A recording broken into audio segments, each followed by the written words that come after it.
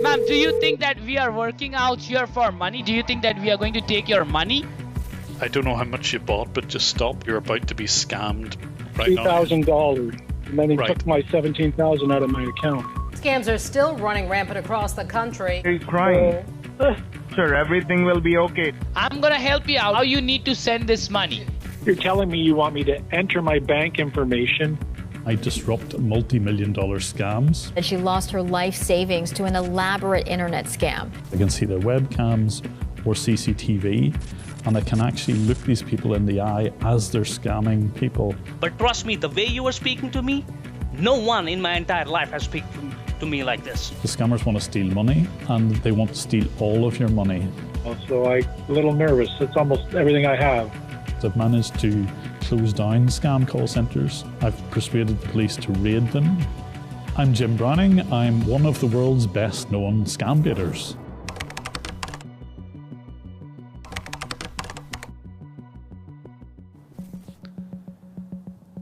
Scam baiting is the art of taking scammers off their scripts, and what I do is turn the tables on those scammers. How can you define me that I'm a scammer? Well, you've been lying to me the whole time. So I reverse the scam. That is bound to rattle a few people. This is Chris Young, sir. I'm a Windows certified technician. I try and keep my identity reasonably secret because no matter what way you look at this, you're disrupting criminal organizations. This is Julia calling you from Microsoft. There's certainly thousands of people that I've saved. I would reckon there's well over $1 million that has been saved. One woman in New York. Just be on the line, okay? Okay.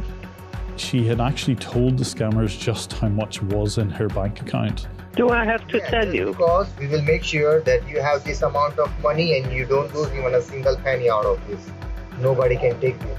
Okay, at the moment, 1,874,000. What is it? 1.8 million almost.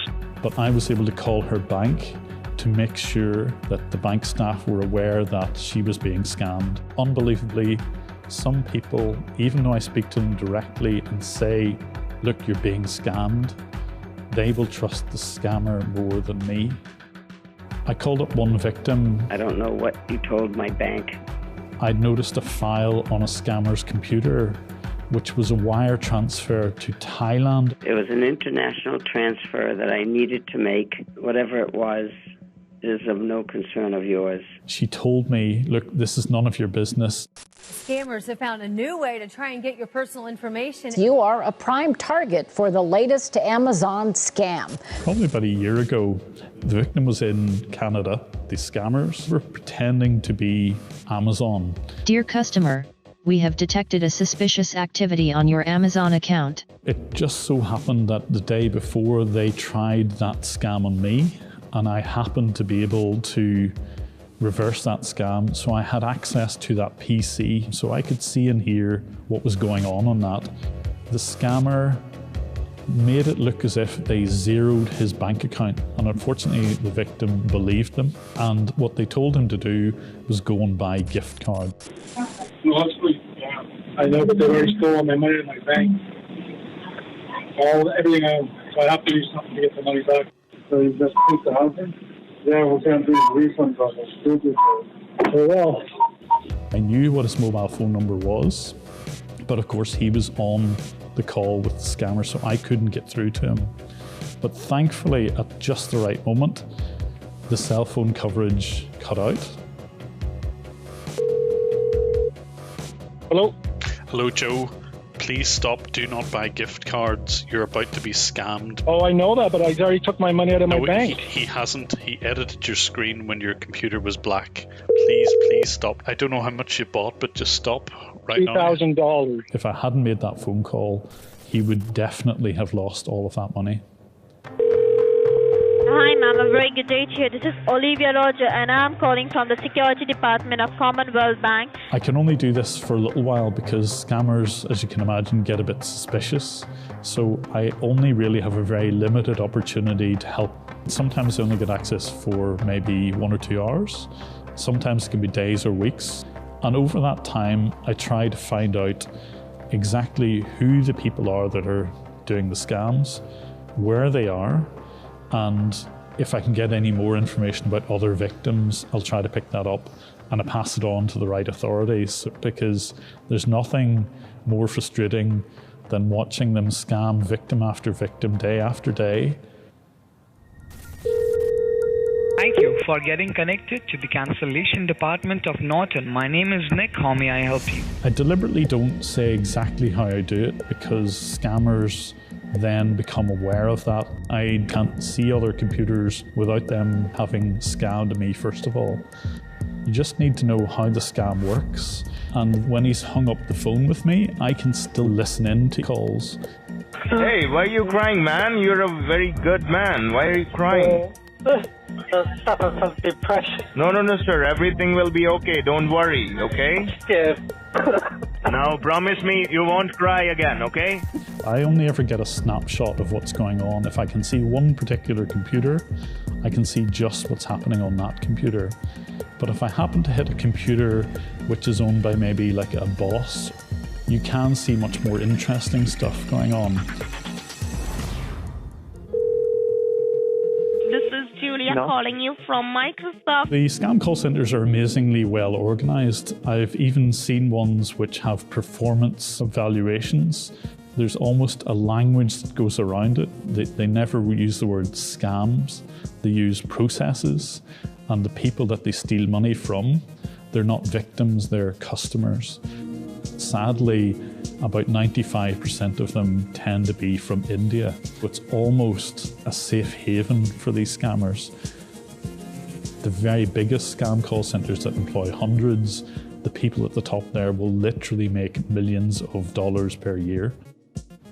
You've got to park your conscience at the door, but for a lot of people, sadly, that's okay.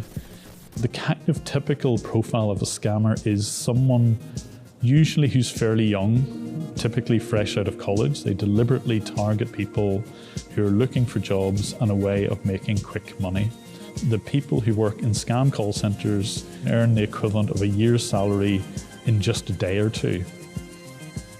I'm monitoring an organization at the moment where the scammers are literally sleeping on the floor of the scam call center.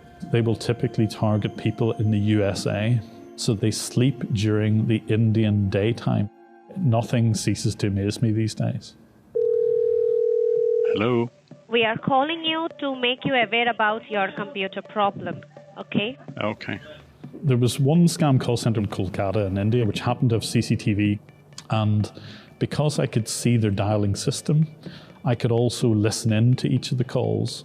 So obviously the scammers give fake names, but I was able to piece together, just by listening to calls, what the fake name was, what the real name was. And I also engineered things so that even though they were making outbound calls, I could dial them directly and speak to them. So they thought they were speaking to victims, but in fact they were always speaking to me. Hi sir, my name is Carolina Fernandez.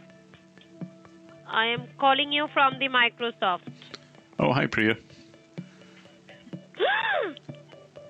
Hi. Who are you? I'm a ghost. Idiot.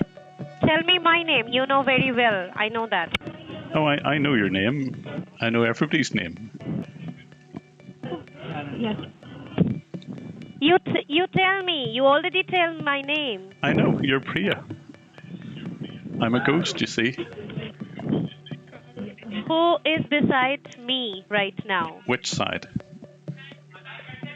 In my left-hand side. I think that's Mimi. I had a bit of fun with that. It's not often you get an opportunity to see scammers on their own CCTV and at the same time actually do a little trick. Thank you for calling technical department. You're talking to Sam. How can I help you? Anyone can be scammed. I even fell for a scam myself last year where somebody from Google told me that I had duplicate IDs, and I do happen to have 2 IDs.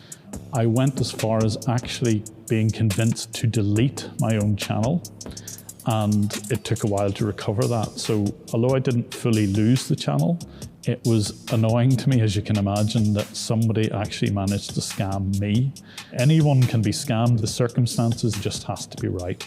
If you're just not on your A game, if you're feeling a little bit off, if something has just convinced you, either by coincidence or anything else, that the person on the phone may be legitimate, then anyone can fall for a scam.